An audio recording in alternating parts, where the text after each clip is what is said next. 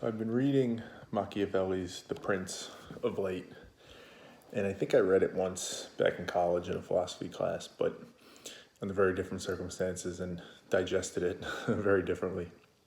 So reading it now in the context of what I currently think about, what it's making me think of is a video I made at one point where I said this whole concept of thinking better, everything we talk about in these videos might be, well, I view it as a superpower. The ability to think better, the ability to really think objectively and be aware of your biases and try and eliminate irrational thought and give emotions proper weighting, all that stuff. I believe that's a superpower. The ability to truly do that effectively is a pretty amazing and unique thing. But I went on to say that it might be the most useless superpower that's ever existed. And the reason I said that was, by and large, when I look out in the world, I see that there's people with this superpower seemingly, but most of them seem to use it for evil, or at least maybe not evil, but not for the best of intents, right? Whether it be celebrities or public figures or politicians or whoever it is, that's trying to gain influence or power or money, that seems to be the most obvious use of it. It's used for the skills that it is enabled in order to manipulate, or in some cases deceive, or in some ways maybe just influence other people towards something you want. And that was a concern for me, because I'd like to see the superpower used for good. I'd like to see it used to try and improve society. You take a politician as an example and you say, rather than use it to win over your base or win an election or convince people that you are always doing right by them, even if maybe you're not behind the scenes, all those types of things. I'd love to see them actually use this ability to make better decisions and to try and make the country, right, at least in our case, a better place. So I bring that back to The Prince because one of the famous concepts from The Prince that a lot of people take away from it is this idea that by any means necessary, right, or the ends justify the means, or a little bit more color on that. When you read the book, there's a portion in which he talks about, I'll put it in kind of simple today terms, the attributes of being a good kind of noble person versus being a mean, harsh person. And the way he speaks of it is that if you're a prince or you're somebody who's looking to rule or have some sort of power, or get to some sort of power or influence, you can't do it just by being good. It requires you to be mean. It requires you to be harsh at times. It requires you to, in my terms, I guess, use this superpower for negative rather than positive. And my initial reaction to that is, I don't like it. I don't like it. I don't like the idea that you have to break bad to get any value out of this. It's not that I don't believe it, but I don't like it. And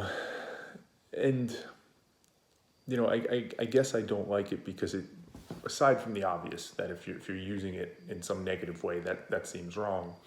It seems counter to what it is, right? If you are truly, we've talked before about the idea of like a philosopher king, which was more of a Socrates, Plato term, that you are somebody who truly seeks knowledge and wisdom, and that in theory those philosopher kings would be the best suited to rule because they'd be the ones that are kind of seeking objective truth and constantly trying to make the right decisions based on all the input and the knowledge that they've gained, and they continue to seek more.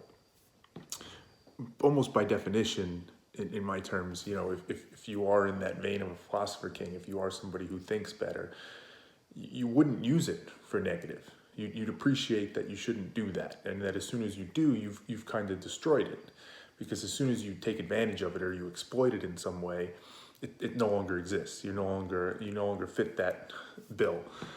So that's the struggle I have with it. It's almost by definition it can't work. But there may be a reality to it. So and reading it in this book, I need to explore that and think through that a little bit. And I think the piece for me that I get that maybe I underweight or undervalue is you, me, the rhetorical you, the philosopher king, whoever it is, you could do it all right, right? And this is kind of Machiavelli's point. You could do it all right. You could be a good person. He speaks of it as being treating people liberally. You could treat people right. You could want to do all the right things, but it's not just about you. It's about the audience or the population or the people that you're trying to make some change or influence or gain some power, whatever it is. It's about them. And the expectation has to be that they would be on your level to some extent, that they would appreciate the goodness of you. They would appreciate you thinking better. They would appreciate you acting as a philosopher king. And as we've talked about before in these videos, you can't expect other people to be in that same place, right? All the flaws we talk about of the mind, they exist in all of us. And, in theory, if you dedicate a lot of time to it, you can start to overcome some of those, but you can't expect the majority of people are doing that. So that's, I think, where Machiavelli's point comes in, is that, yeah, it'd be great if you could just act that way and use your superpower for good. But it won't work because they're not going to appreciate it. They're not going to see it. They're not going to value it. So you have to speak in their terms. You have to either speak in their terms or you have to act in such a way that typically means breaking bad, that typically means using it somewhat negative just to get the attention that you need. And then in theory, I guess if you are, a philosopher king, you would use it to get that power, but then you would be able to turn it off to say, okay, now I'm in power, now I can do it for the right reasons. And that seems like a tough sell for me, the idea that you do that. I mean, we've talked about power and how much power, the power dynamic can be influential in how you think. So, I get it conceptually. I get the logic of it, that you need to speak to the people that you're speaking to and speak in their language. But it makes me wonder then, can you ever really be this truly effective person, this truly effective leader who thinks better, who acts like the philosopher king, who gets it? Because how would you ever get there? And if you make sacrifices or you break bad to get there, can you ever turn it off and get back? Something I need to think more about. Certainly not an optimistic thought, but if it's the truth, it's something that, need to digest and process.